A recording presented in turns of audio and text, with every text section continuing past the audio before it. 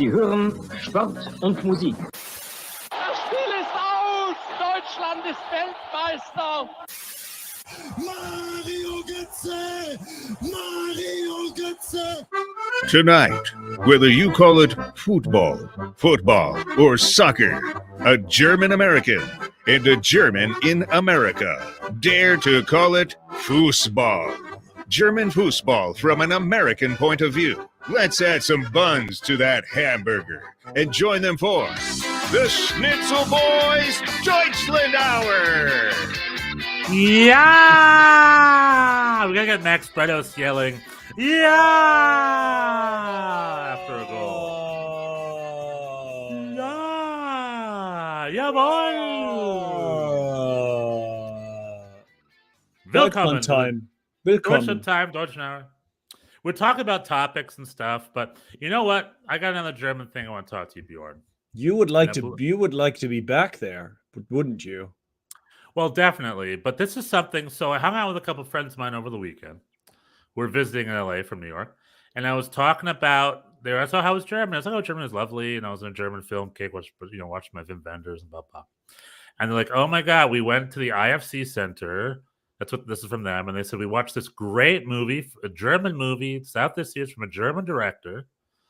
And he was there. He showed it and they had a Q&A afterwards.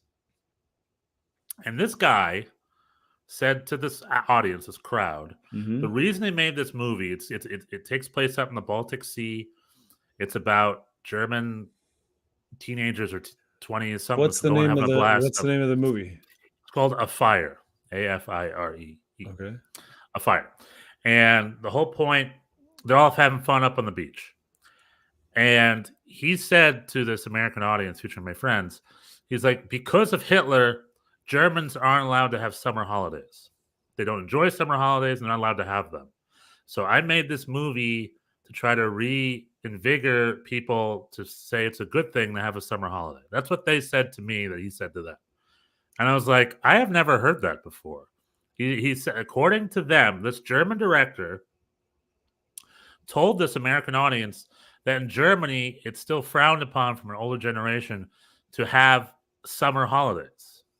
What? And that blows I've never heard of that before. That's incorrect. He must be trolling them, right? My grandparents used to go to the beach all the time. But they love the beach. Yeah, we would go to for 3 weeks or something. We'd have Germans love summer enormous summer vacations. Yeah, it's very short. You'd go to somewhere warm. You go to Mallorca, or you'd go to the North Sea or whatever, where it's it's only warm for 6 weeks. Yeah, and we would go for long. Yeah, you'd go on long vacations. We would go take 3 weeks off to go on a trip. When I was a kid. Yeah, that's me too. That's what I thought. I'm like, that's the biggest load of crap I've ever heard. Right? I don't know what he's talking about. I mean, he's trolling. Hitler responsible for many things, but I don't know. Yeah, that's a. I mean, was this relayed to you accurately? I don't know. I wasn't there. It's something good, but it's a movie about Germans in their 20s going to the beach and having a good time. He was he was joking. He was joking. I think it was that very dry German humor. Yeah, Hitler said we couldn't have summer vacations. Yeah, honestly, maybe he thought he was joking, and then my American friends who saw it related to me like, "Oh my God, you couldn't go to summer vacation because of Hitler?" I mean, if you're in the chat, Hans Wolf, I did not enjoy those endless summer vacations with my family necessarily, but that wasn't because of Hitler. You followed Hitler. Oh, it's because of Hitler. It's nothing to do with that. I just was like, it's just a long time, 3 weeks, and then my parents would go to the nude beach. I've told that story before. We would vacation at the nude beach, and that's not something you want as a teenager. Oof. Here's another story. Someone I know up there who's like a friend of a friend went to Florida once and she took her top off because she just thought everything was a nude beach, which is not how that works. Even in Germany, not all beaches are nude beaches. But in Europe in general, topless not a big deal. Topless sunbathing is pretty common. She did this at Daytona Beach, Florida. According to her, she was then thrown in prison for 3 days because of it. And she was treated very poorly and blah, blah, blah. And I'm like, there gotta be more to that story, right? I'm not buying that. I'm not buying the fact that if you're naked on the beach, you get thrown in prison for 3 days. I mean, I think there's some drugs there or there's something else. That was not the only reason. Yeah. I think there's something there. It's gotta be part of the story that's I happened to be topless as I was strangling this old lady, and they threw me in the class. Yeah, and she said it twice. And she's like, I'll never go back to America again. Oh, they should be supportive. And I'm just like, there's some of that story is missing. There's something more. I'm not buying it. Right? Or am I wrong? Right? I was topless in Daytona Beach. Yada yada yada. They threw me into jail for 3 days. Yeah, what's the yada yada yada? Come on. Yeah, I don't know. But that's definitely true. There's people go topless. I mean, women go topless in Europe much more commonly than here. Yes. Well, also in Germany, saunas are unisex. I remember going to a sauna and a full naked woman. Men and women are buck naked in the sauna. Right. That's true. Sauna. There's a lot of nudity in the sauna.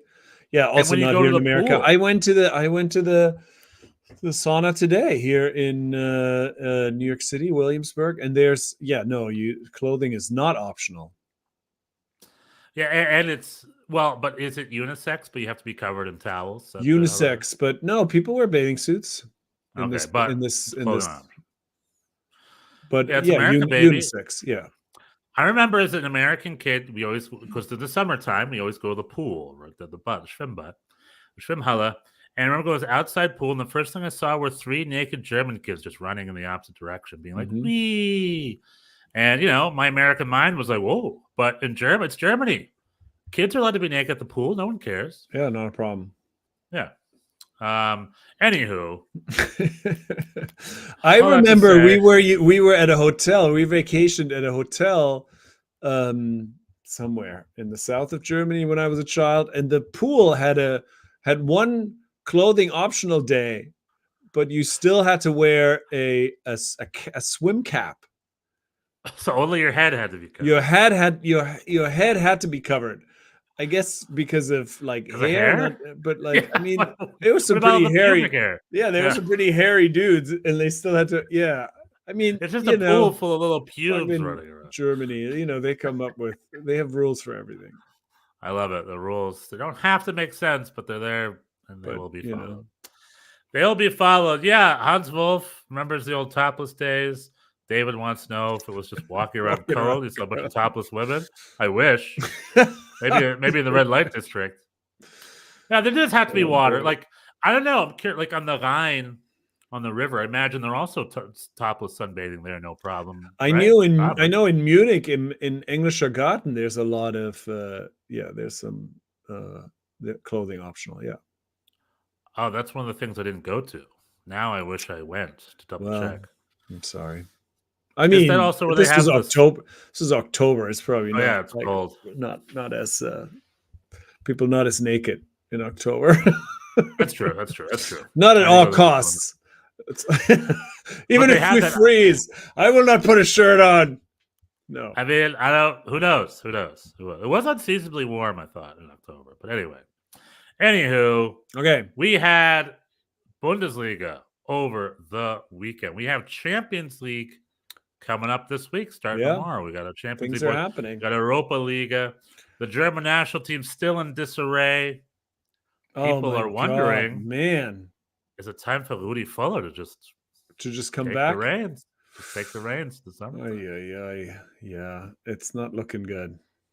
I mean, the best game we've had was under Rudi Völler against France. I mean, that was just the only time we looked proper. Es gibt nur einen Rudi Völler. Yeah. There's only one. There's only one Rudi Völler. I mean, I thought he should have just done it, but here we are. I don't know. That is not a confident team. We'll see. But anyway, the Bundesliga, we have a title race, but there's only 2 teams in it. Bayer Because Leverkusen kept up. Leverkusen is rolling. Rolling like a Rolling down the aspirin. river. Rolling like Well, that. it's Leverkusen, so Sorry, they yeah. developed aspirin. So trying to think what else Bayer live. Oh my God. Right? Yeah. Bayer invented aspirin. I believe. Rolling, Xabi Alonso. rolling like the aspirin. Yeah, Xabi Alonso, the what's it, Simon Rolfes, the Bayer Leverkusen Sportdirektor, denied the fact that Xabi's going around Madrid. He's like, despite all the links, he's staying here. I disagree. Carlo Ancelotti is definitely leaving this summer, and Real Madrid definitely wants Xabi Alonso as their head coach. Speaking of head coaches, Union Berlin, after many rumors of Raul and that guy with that huge forehead, what was his name? He used to coach Hoffenheim. Forgot his name. He literally had the forehead. If he headbutted you, that'd be the end of it. You'd stop. Who is this you're talking about? God, I wish I could not remember that. unflattering. He was a Hoffenheim coach. He was assistant coach for a while. He has the biggest head I've ever seen in my life, and I've seen some big heads. I mean, that dude. God, what was this name? Here we go. Union Berlin. Let me look it up real quick. Vamp for a second. Or from the chat, you remember him? What's his name? Schroeder? Yeah. He was the Hoffenheim coach, 2 or 3 coaches back. But anyway, they got the new coach. They ended up, Alfred Schroeder. Look up Alfred Schroeder. Okay, I'm looking. And actually, I might even share a picture. I mean, come on now. Kidding me? Look at that. Well, I mean, look at this. Look at this. I mean, if you are in the air and you're headbutting, you better do it right or else you're done with. I mean, I don't know what to tell you. Oh, I see. How do I zoom in? See? Right? Is this working? That's a big noggin. Pretty big noggin right there. And if you zoom in, how do I zoom in? I don't know computers. Bad computers. Johnny Infantino's more muscular brother. Yeah. I mean, this guy. I don't know. Anyway, he did not get the job. Poor guy. But he's around. There's a lot of good German coaches around. Oliver Glasner's around. Urs Fischer's now around. Ralf Hasenhüttl is still around. Thomas Reis. Thomas Reis. Was he fired from Schalke? Oh, yeah. Was he? A couple weeks ago, I guess. Yeah, okay. Well, Thomas Reis is available. There's people around.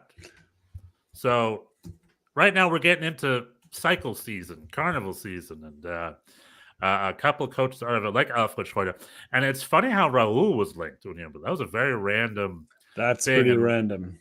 one day, former New York Cosmos legend, Raul, one day before this new guy was announced, it was like Raul's people thought it was going to be Raul. But it was not Raul. It is a man named, he is a very obscure hire. So the Union Berlin scouting department is at it again. Nenad Bjelica. Nenad Bjelica, maybe is his name. Last name spelled B-J-E-L-I-C-A.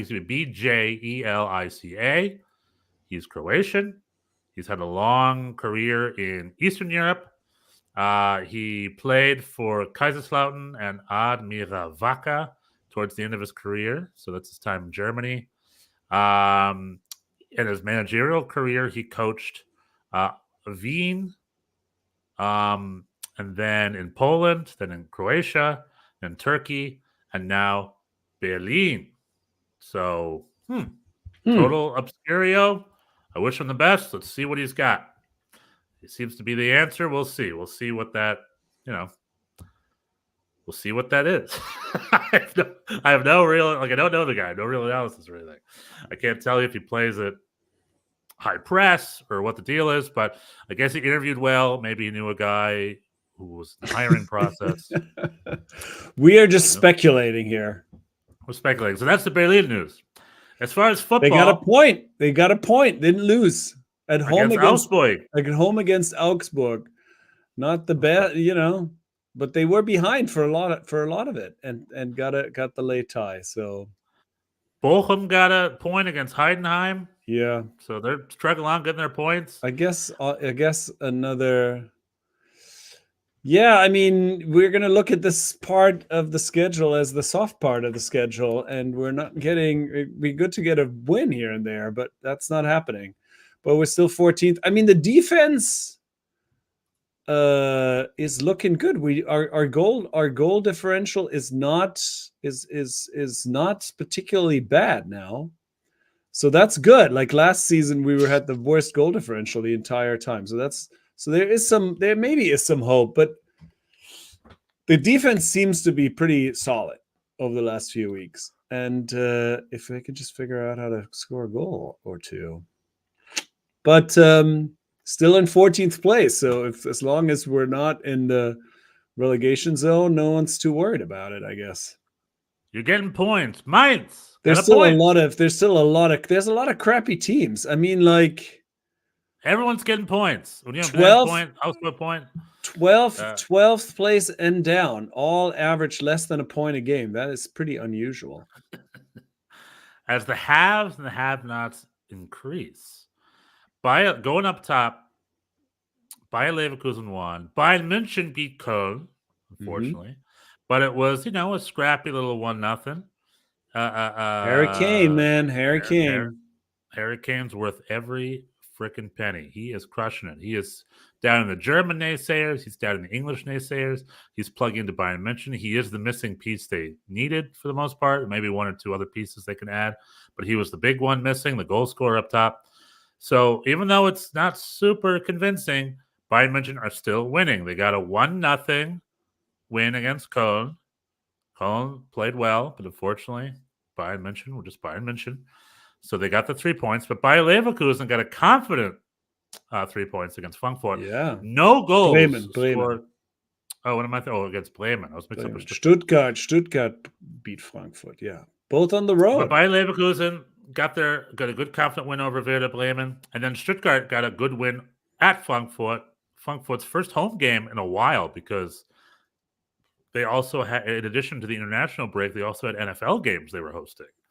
So I think they scheduled a few more away games so they can accommodate the NFL games. But their first home game in a while, and they lost 2-1 to Stuttgart. Stuttgart, no goals from Guirassy today, but he was out there. So Stuttgart. But Dennis Undav. In the first minute, I believe. And then there was some ruckus after the game where the Frankfurt fans rioted in the stands. What's up with all the rioting? Let's stop the rioting. Just stop with the rioting, people. Did you see the Brazil-Argentina game where the Brazilian police beat all the Argentinian fans? Yeah, I heard about this. I didn't see it. Yeah, you can see it. It's like live. They're running at him. Pandemonium. What is going on in the world here? Everybody relax. It's all relax. People are riled up. People are riled up. Anyway, it's a little bit of that in Frankfurt, unfortunately. But great game. Stuttgart was 2-1 to Stuttgart, I believe, right? Yes. And then RB Leipzig dropped points against Wolfsburg. Yeah. RB Leipzig not quite up there. We thought they would be part of this title race, but they're not right now. No, it was a tough-fought game. It was in Wolfsburg. It was snowing towards the end of it. They're going at each other, and Wolfsburg under Kovac just had the answers, and they were able to win 2-1 against RB Leipzig. It's not always lost for RB Leipzig, but still, they dropped some points. And as Bayer Leverkusen and Bayern München are slowly separating themselves from the pack, RB Leipzig and Borussia Dortmund are. Yeah, I mean, they're just not dropping any points. That's a crazy. Right. Leverkusen's 11 wins, 1 tie in 12 games. Bayern has 10 wins and 2 ties. This is incredible. And the 1 tie was against Bayer Leverkusen. Bayer Leverkusen. Yeah. Well, Leverkusen, and Leverkusen should have won that game probably. Anyway, Next week, the big one next week is Leverkusen hosting Dortmund, and gotta get over to Leverkusen, right? Bayern at home against Union. Yeah, with Union, the new coach, maybe a new coach bounce back.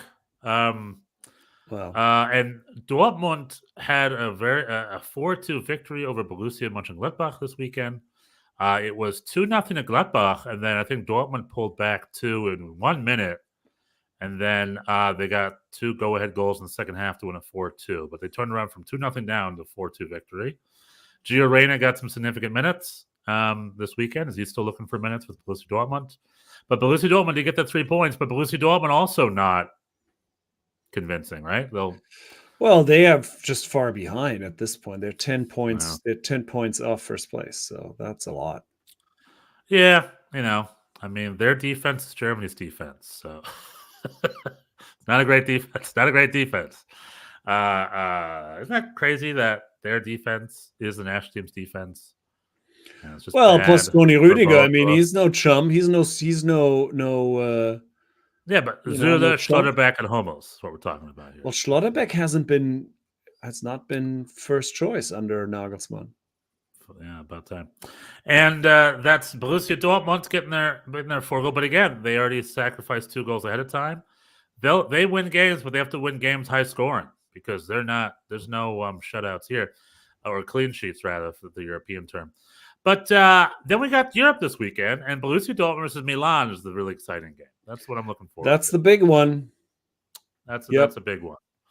Bayern München hosted Copenhagen, right? Bayern München should have that. Union Berlin is Bayern at are Braga. already through. Yeah, and then Union Berlin, I think, are already eliminated, right? Or at least after this game. They're on the other side. They have a no, they're still in it in theory, but I mean, yeah. It's going to be tight for them. Let's see exactly. I think they have yeah, only it's 1 very point, tight. Right? They have 1 point. Yeah, exactly. Braga's got 3. I mean, there's only 2 games left. This game, this game, Braga. they need to win this game. If they well, win I mean, there's there's also the Europa League. I mean, if they win this game, they move up to 3rd place. So that at least is something. Right, they can flush out the Europa League. It's still an option for them. In order for them to make it through, they would need to win their last 2 games, and then Napoli would have to lose the last 2 games. Not happening. Yeah, they need a miracle. So Union Berlin are likely what they're looking for. The best bet is the Europa League. Dortmund, though, this is a must-win for them in that sense. Dortmund is in first. In the group of death with 2 games left, Dortmund find themselves in first place. Following them is PSG with 6 points, Milan with 5, Newcastle with 4. I mean, this is a tight-ass group of death, isn't it? It's the group of death, yeah. Group of death. So Dortmund versus Milan. I mean, if they lose tomorrow, they could easily find themselves in 3rd or even 4th. Yeah, because they're playing PSG for the last game. So yeah. So at home, right? Or hold on, at home? No, I think. Yeah. No, it's at home. At home, okay.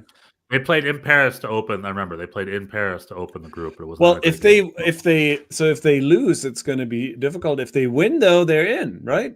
I think if they win, they are through. Yeah, it's looking like that because if they win, and then they're going to stay ahead of Milan, and no matter what happens in the other game, because Newcastle. They have they have the direct. So if they pull off a victory in Milan, they will advance. So good for them. And then last but not least, RB Leipzig is going to Manchester City, although that is Man City, RB Leipzig, and then the other 2 clubs both each have 1 point. So I think that group is over. They're already through, yes. And so they can afford to get their butts whooped at Man City tomorrow, which is probably what's going to happen. Yeah, and if I were them, I'd probably unless Pep Guardiola runs out the reserves, and then maybe who knows? But that game is they're both already through, and so is Bayern. So is Bayern too. So the Copenhagen, that also really doesn't matter what happens there. Yeah. Although Man United has a big game at Galatasaray, because if they lose that, then they're looking dicey to advance. And it's always fun to see Manchester United struggle.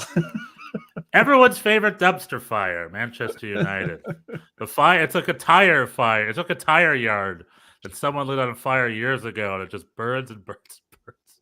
Every now and then a new coach comes in, it's like someone spraying water, so it looks like it goes down a bit. But no, it's rubber. That keeps burning. That burns and burns. They got a new... So this is actually a decent segue. Manchester United got a new minority owner in this Exactly. English billionaire, Richard Radcliffe, whatever his name is, Radcliffe, Uh-huh. right? I think so. And I'm curious because we haven't seen that in a long time. So that might be the change you're looking for. We'll see what that does. But speaking of cash injections and external investment, the big talk is we have yet again another proposal for a foreign equity firm $1 billion cash injection into Wait, Deutsche foreign? You Fuß- don't know. They're not foreign necessarily? They were last time. I don't 100% know. Oh, well, I won't say foreign. Although I think they are like Blackstone. How is Blackstone? Is that Blackstone's I not don't an know, American but equity I mean, firm? you're saying foreign, like this obviously sounds ominous when you say it like that. Well, Blackstone Incorporated is an American alternative investment management company based in New York City. Right. Okay. I think a lot of these groups are American they're American equity firms or hedge funds or whatever it's called. Or this one's called an alternative investment management company. What does that mean? Out loud. What is that? Wait, what? Well, it's like, it's trying to find ways to put people's money somewhere. Yeah, they're buying money with money by bending the law, I'm sure. If I could be a little skeptical for a second. But anyway, skeptical. What do you mean? Skeptical of what? Skeptical of how they legally are making more money with money. Legally? What? Like, okay. Watch Wolf of Wall Street is all I'm going to say.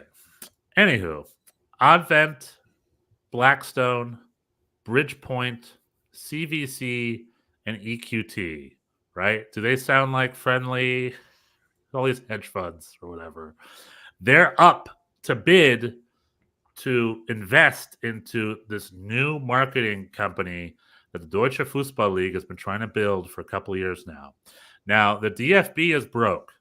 We've gone over this. COVID is bad for them. They hired a guy who hates money to run the DFB because socialist. There's no money there. So, and this has been just like how Barcelona is doing. DFB is like Germany's own Barcelona. They are trying to figure out money a little bit. And they have their latest plan is to build a new marketing company that's going to be in charge of the TV rights. I think foreign TV rights, maybe domestic TV rights, but definitely the foreign TV rights. All the digital media, NFTs and whatnot, and computer and whatnot, and something else. I forgot what it was, but just a marketing arm, kind of like Germany's version of Soccer United Marketing that we have in the United States. And that's going to be a subset of the Deutsches Fußballliga, which is a for-profit marketing arm of the DFB. The DFB being, I believe, a nonprofit association, and the DFL is in charge of marketing the German national team, I think, but more importantly, the Bundesliga. Definitely the top two leagues of the Bundesliga. Probably all of them, but definitely Bundesliga 1, Bundesliga 2. So it's up for a vote on December 11th of the 36. And this happened, they voted on a version of this in May. Yeah, and the majority of clubs voted for it, but that wasn't enough because they needed 2/3, right? Yeah, I think they had 20 or 22 clubs vote yes, but they need 24, right? Out of 36 would be 24. Yeah. It was close. And the criticism is this. Clubs don't want, these hedge funds or these investment companies dictating things because if they invest, they get a say in things, right? Which does make sense. Like you say, what do they get out of it? And from what I'm reading here, they have revised the proposal to limit their involvement in writing as much as possible. And in this new proposal, I have this Reuters article here. In this new proposal, general meeting, the potential strategic... No, hold on, let's move forward. Under the new proposal, an investor should have no say in the design of the game plan or the league. And the DFL should be able to determine who leads a new marketing company. So they're saying in this writing, the investors should are not allowed to have any input on scheduling or essentially scheduling and like if there's going to be playoffs and promotion relegation, all that stuff they want to keep pure. because I know the Bundesliga has been toying with that for years. The Monday games, the fans did not want any Monday games, so I believe they've canceled the Monday games. Right? There's no more Monday games. I don't think. They're you know how Germans are, Bjorn. They're a little conservative. They like it the way they like it. Sure, yeah. But then they also, but they also have to find ways to keep up with the rest of the world. True, especially and they've added Friday and Monday games to get an audience, and the Bundesliga fans, the home fans, are just like, no more Monday games. I don't even think they like the Friday games. But they have met each other halfway, and the way it is now is the way it is now.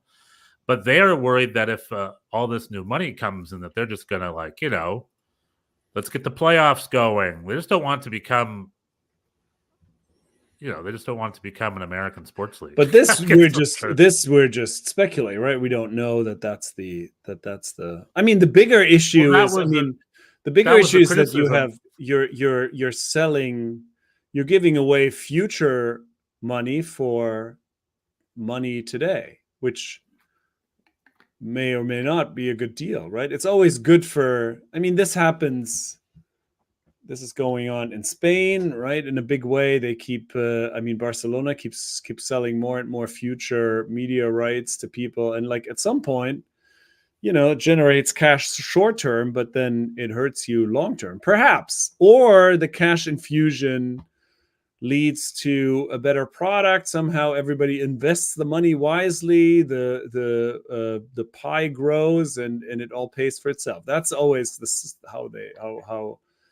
that's always the pitch, right? But then that may or may not be the case, because what are they going to do with this injection, with the $1 billion? Is that do we know? Well, this is based on research from the last one. The reason I'm saying the whole Monday of the fans and is because that's what the fan groups were saying for the last proposal. So it's got to be, it's the same. That's the same voice. Well, but that's potentially the fans just, I don't know. There's also kind of people are just against change, I guess, like in Werder Bremen, They just went through this weekend. Werder Bremen is trying to get an investor on board and the fans don't like it. They say, you need creative solutions. You don't need quick money. And the board says, well, this is a creative solution. We're trying to keep up. And so, it's all in the, I think I'm always against the kind of knee-jerk, oh, that's bad. It always depends, right? Depends on the execution. It's like, what are you going to do with the money? If you invest it wisely, maybe it's good. If you're selling your future to kind of pocket some cash in the present, that's not good. Well, my take on it is, I think, everybody's their own little snowflake. However, their own little flower, right? However, if I could summarize a German stereotype, is any change is bad. And it's sort of looked on, I'm like, that's not the way it is. So what I hear a lot from these fan groups is they're fighting the quote unquote over commercialization of football. For Americans, that's a ridiculous statement. Like, what the heck? It's sports. It's private. Good luck. You sell fighting the. Good luck. Yeah. It's sports. The whole point is that toothpaste is not going back in the tube. Yeah, and it's. So what this is, as difficult as they are, they're just keeping the process slow and steady, which is fine. It's a German way of Germans are slow and steady, versus Barcelona, which is like, we spent millions of dollars. We spent $1 billion and a half. So we're just going to make up money. So they started selling NFTs, which are worthless these days, by the way. Who the heck is an NFT anymore? And then every 6 months there's a new news where they sold $1 billion to a private company, and they now own their they own the digital arm, and now this other company now owns their thing arm. Those Barcelona's selling themselves. Those chickens are going to definitely come home to roost, at some point. And also, they're not going to control their club anymore. It's just they're selling their club. So then you cut to the Bundesliga, and in the league-wide terms, they're looking at that and be like, we have to make sure that's not what's happening with this league. We still have to keep it to ourselves. We still have to, keep it pure. We want the rules to be the way the games are on Saturday afternoons, so they've always been. they want to keep it the way that they love it. And in a way, I do think it's nice. It's like a good sort of safety net against going too fast. However, if anybody is saying that football is being over commercialized, it's nonsense. It's a for-profit TV show. It's entirely there for money. I mean, I don't know what to tell you. So yeah, I England mean, definitely it's no longer no longer the local kids like playing against each other. Obviously, yeah, it's a business and it's an international business. And big business. Do we care about keeping up with these other countries, or is it? I don't know. Is it working? Is it like it seems like they're definitely England has created a pretty big gap to the rest of the world in terms of how much money they have. Even mid-table teams can afford things that. But is this the answer? How do you fix that? You're just going to get, if you have $1 billion, you're going to just buy Jude Bellingham back, and like I don't know, like it's not a. Is money really the answer? It's like $1 billion is what I've read solves that problem. In the old bid, that money was supposed to be used. It's a cash injection, and it's supposed to be used for infrastructure improvements. Stadiums are going to get digital signage boards, which is the way of the future. Only the big stadiums have it. And something I've been noticing more. The Brazil-Argentina game, the Maracanã had digital signage boards. What this is, and I see this in the Bundesliga, is when the camera zoomed out, the advertising boards are selling American products to an American audience. And then when you zoom in, that's when you see what's actually on the ad board in the stadium. You don't see that in the wide. Something to keep an eye on. Sometimes you'll notice the boards change, they zoom in and out. But the whole point is to increase advertising revenues on the actual TV streams. So an American Bundesliga broadcast has American companies in English, that's why it's in English. But then if they broadcast in China, it can have Chinese companies in Chinese. Right. So they want all stadiums to be up to date with and that. Costs that costs $1 billion. Like that should pay for itself, no? I mean. That's what it's been written. That's what's in the articles. That's also just an example. There are one or two other. I think one stadium doesn't even have a PA that works anymore. Essentially, they're just trying to keep up with the infrastructure. But that's not going to grow the business, though. Like if you have, I mean, I guess the advertising thing does, but if you have, it's just to keep up. Right. Because real quick, I saw a graphic where from what I understand, as far as like TV money, foreign and domestic, England is in its own stratosphere. But you know who's second place in the whole world? Germany. We're second place. The Bundesliga makes more TV money than Spain or Italy. So we're already above them. But it's not by a lot. It's like splitting hairs a little bit. That's a B. The infrastructure of Italy is really sad.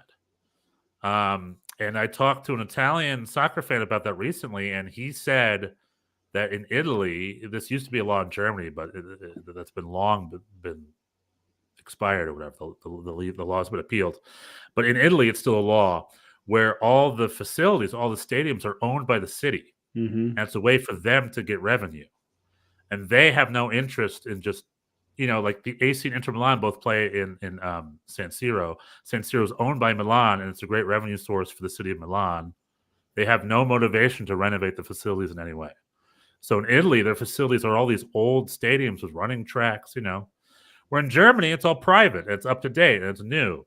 And this is a way to keep that going, I guess. I don't know. Maybe that's part of what makes Bundesliga better sell than Italy sometimes. I don't know. But stuff like that. I don't know. What would you use the $1 billion for? Well, I mean, I would try to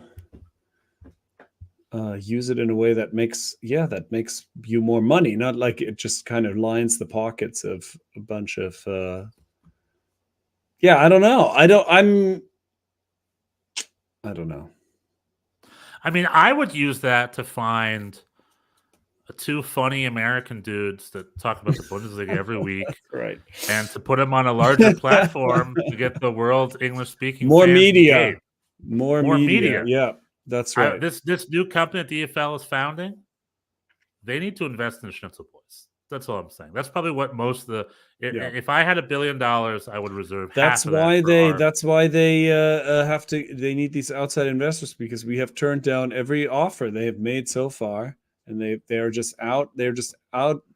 Like we need to offer more, and we need outside help. Well, the vote is just December 11th. We'll see if it gets through, and we'll see if there's a before or after. I don't know. I'm curious. I'm curious what the investment would be for. Also, like you said, with the DFB strapped for cash, it could be a situation where they want a cash injection Where just they're to just pocket some of looking it to cover some for, debt. just looking for some. I mean, that's what the Super League situation was, right? It was a way to bail Real Madrid and Juventus and FC and Barcelona out of their COVID crisis with a cash injection, and some future.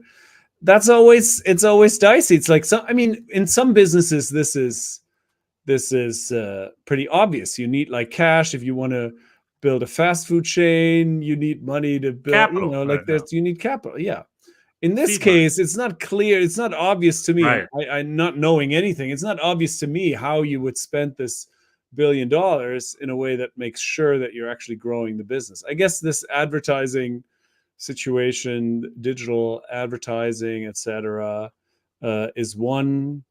There's probably ways to do that, and maybe, hopefully, this is done in a smart way, and it certainly could help to have a little. Close the gap with England, so maybe it'll work, and maybe it's just sort of exactly like bailing out the DFB out of their short-term cash crunch. So time will tell. I don't like this general hedge funds are bad, investors are bad. This is obviously a high money, like you're saying. It's no longer your mom and pop shop. It's big business. And obviously there are hopefully smart people that have ideas on how to make it better, and then that's good. And we'll see how it goes. We'll keep track. We will keep track of what they do with this $1 billion, because the Schnitzel Boys will not rest until we have answers about where this money goes. So we get a little bit of that money. Yeah, like from what I understand, the Bundesliga was like this old. They were all run like nonprofit organization clubs. Yeah, it used to be right. They were all EVs. Yeah, and then in the year 2000, to modernize, they developed the Deutsches Fußballliga, the DFL, which was the for-profit marketing arm of the Bundesliga to make money.